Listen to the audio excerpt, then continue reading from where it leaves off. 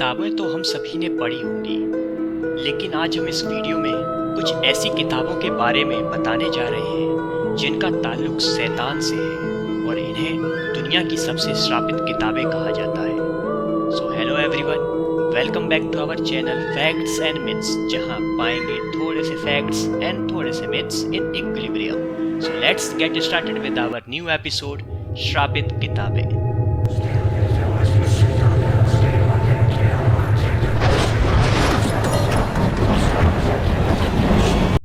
The grand grimoire. इस किताब को the book with incredible power भी कहते हैं, पर इस पावर को पाने के लिए भारी कीमत भी चुकानी पड़ती है। इस किताब को darkest book in the world भी कहा जाता है।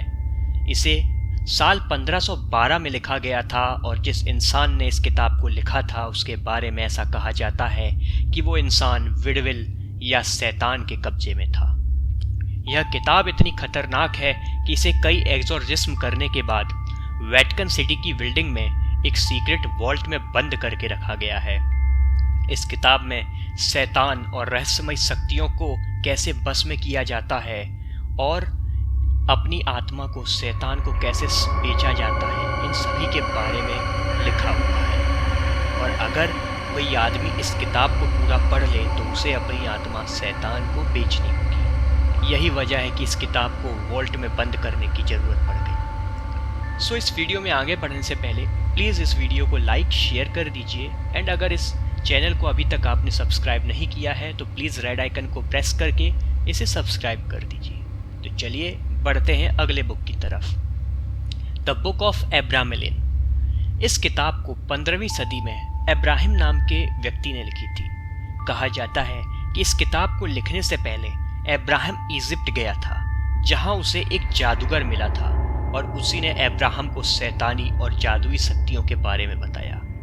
इब्राहिम ने इन्हीं नेगेटिव बातों को एक किताब का रूप दिया। द बुक ऑफ एब्राहम नामक इस किताब में इब्राहिम ने कई नकारात्मक शक्तियों के बारे में लिखा हुआ है, जैसे मरे हुए इंसान को वापस जिंदा कैसे करते हैं, जिसको कि हम निक्रोमेंसी कहते हैं। दुनिया में किस जगह सोना छुपा है, कहाँ खजाना है, या फिर आत्मा से मिलने का तरीका, या फिर इनविजिबल होने का तरीका और यहाँ तक कि हवा में उड़ने का तरीका भी इस किताब में लिखा गया है। इब्राहिम के मुताबिक हर एक इंसान के अंदर एक शैतान होता है और उसी शैतान से मिलने का तरीका इस किताब में लिखा हुआ है। हमारी नेक्स्ट बुक है कोडेक्स गीगास, द डेविल्स बाइबल। यह एक ऐसी रचना है जिसे बेहद कम समय में लिखा गया है और ये किताब शैतान की पूजा करने के लिए प्रेरित करती है।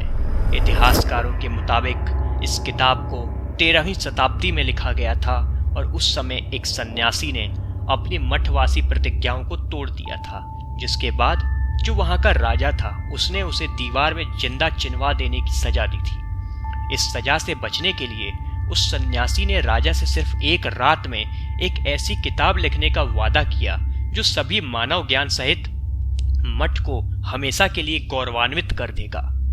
राजा ने उसे ये इजाजत दे दी, लेकिन आधी रात गुजर जाने के बाद भी जब सन्यासी ने देखा कि वो ये किताब पूरी नहीं कर सकता तो उसने शैतान से प्रार्थना की और उसे समन किया।